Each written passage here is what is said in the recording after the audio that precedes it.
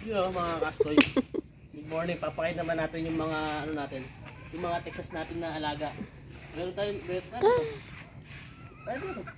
Rhode Island. Meron din tayong Texas. Dad?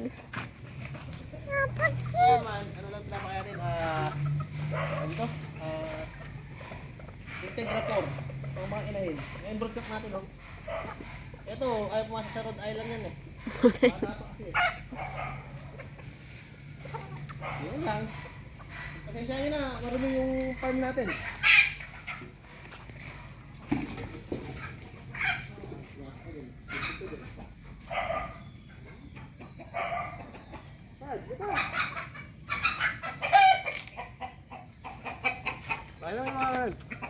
Pakailan natin. Yan. Oh. Kaya mo yung Rhode Island natin. Rhode Island natin, yan. Diba? Yan lang.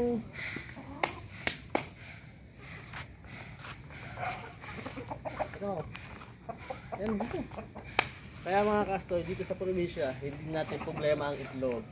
Kung gusto mong kumain ng almusal na itlog, pumunta ka na sa mga Rhode Island natin. Sa mga Texas natin. Pwede din tayo kumain ng itlog dyan. Oh, yun lang sa ngayon. Geng geng.